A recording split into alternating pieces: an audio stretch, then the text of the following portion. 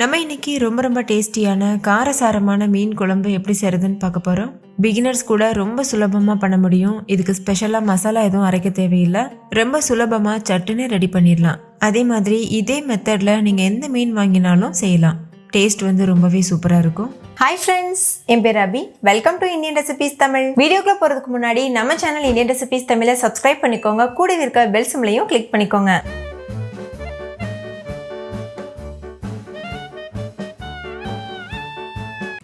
First இந்த recipe பண்ணுறதுக்கு ஒரு கடாய் சூடுபடுத்திக்கோங்க. அதில் 1/4 கப் அளவுக்கு நல்லெண்ணெய் சேர்த்துக்கோங்க.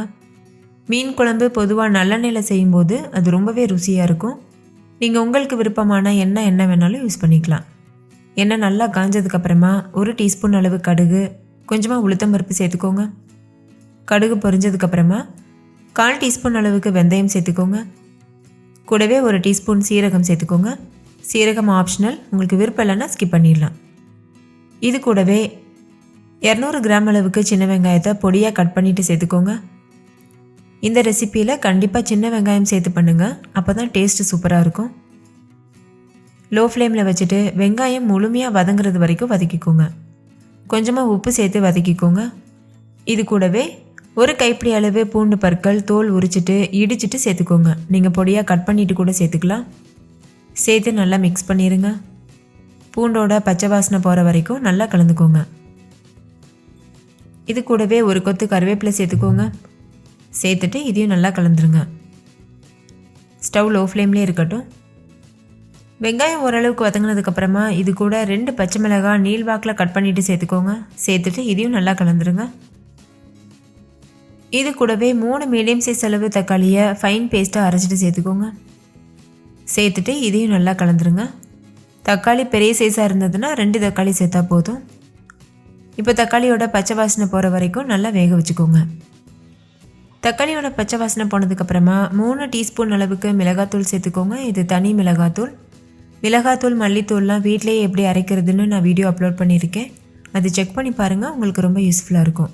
நம்ம வீட்டிலேயே அரைச்ச பொடி யூஸ் பண்ணும்போது டேஸ்ட் ரொம்ப சூப்பராக இருக்கும். அடுத்து இது கூட மல்லித்தூள் சேர்த்துக்கோங்க. 4 டீஸ்பூன் அளவுக்கு மல்லித்தூள் சேர்த்துக்கோங்க. இப்போ இதை நல்லா மிக்ஸ் பண்ணிவிட்டு மிளகாத்தூளோட பச்சை வாசனை போகிற வரைக்கும் வேக வச்சுக்கோங்க. ஒரு 1-2 நிமிஷத்துக்கு வதக்குனீங்கன்னா போதும். ஸ்டவ் லோ ஃப்ளேம்லேயே இருக்கட்டும். மிளகாத்தூள் பச்சை வாசனை போனதுக்கப்புறமா இது கூட புளி கரைசல் சேர்த்துக்கோங்க. ஒரு பெரிய சைஸ் நெல்லிக்காய் அளவுக்கு புளி எடுத்து தண்ணியில் 1/2 மணி நேரத்துக்கு ஊற வச்சுட்டு அதை நல்லா கரைச்சிட்டு அந்த கரைசலை மட்டும் சேர்த்துக்கோங்க. சேர்த்துட்டு நல்லா மிக்ஸ் பண்ணிடுங்க. இந்த ஸ்டேஜில் உப்பு வேணும்னா செக் பண்ணி பார்த்துட்டு சேர்த்துக்கோங்க. இப்போ தேவையான அளவு தண்ணி சேர்த்துக்கோங்க. சேர்த்துட்டு ஹை ஃப்ளேமில் வச்சு நல்லா கொதிக்க வச்சுக்கோங்க. புளியோட பச்சை வாசனை போகணும். நல்லா கொதி வந்ததுக்கப்புறமா லோ ஃப்ளேமில் வச்சுட்டு மூடி போட்டு மூடிட்டு எண்ணெய் பிரிஞ்சு வர வரைக்கும் வெயிட் பண்ணுங்கள். எண்ணெய் பிரிஞ்சு வந்ததுக்கப்புறமா மூடியை ஓப்பன் பண்ணிவிட்டு நல்லா க்ளீன் பண்ணி வச்சுருக்க மீன் சேர்த்துக்கோங்க. நான் 3/4 கிலோ அளவு மீன் சேர்த்துருக்கேன். நான் யூஸ் பண்ணியிருக்கிறது பாறை மீன். நீங்கள் என்ன மீன் வேணாலும் சேர்த்துக்கலாம். மீனை ஒன்றோட ஒன்று ஒட்டாமல் தள்ளி போட்டுக்கோங்க. பாருங்கள், இந்த மாதிரி போட்டுட்டு ரொம்ப நேரம் கலந்து விட்டுறக்கூடாது. மீனை சேர்த்துட்டு ஹை ஃப்ளேமில் வச்சு ஒரு 5 நிமிஷத்துக்கு வேக வச்சுக்கோங்க. கரெக்டாக இருக்கும். மீன் சீக்கிரமாகவே வெந்துடும்.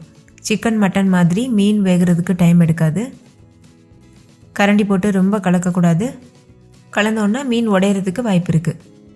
இப்போ ஒரு 5 நிமிஷத்துக்கு நல்லா வெந்திருக்கு. ஸ்டவ் ஆஃப் பண்ணிவிட்டு சர்வ் பண்ணிடலாம். டேஸ்டியான பாறை மீன் குழம்பு சூப்பராக தயாராக இருக்குது. கண்டிப்பாக நீங்களும் இதே மெத்தடில் ட்ரை பண்ணி பாருங்கள். எக்ஸ்ட்ரா எந்த மசாலாவும் நம்ம அரைச்சி சேர்க்காமவே மீன் குழம்பு நல்லா ருசியாக பண்ணலாம். ஃபைனலாக இது கூட வாசனைக்காக கொஞ்சமாக கருவேப்பிலை இலை போட்டுக்கோங்க. நீங்களும் இதே மெத்தடில் ட்ரை பண்ணி பார்த்துட்டு டேஸ்ட் எப்படி இருந்ததுன்னு கமெண்ட்டில் சொல்லுங்கள். ஓகே ஃப்ரெண்ட்ஸ், இந்த வீடியோ உங்கள் எல்லாருக்கும் ரொம்ப பிடிச்சிருக்குன்னு நம்புகிறேன். பிடிச்சிருந்தா லைக் பண்ணுங்கள், உங்கள் ஃப்ரெண்ட்ஸ் கூட ஷேர் பண்ணுங்கள். நீங்களும் செஞ்சு பார்த்துட்டு டேஸ்ட் எப்படி இருந்ததுன்னு கமெண்ட்டில் சொல்லுங்கள். தேங்க்யூ, பாய்.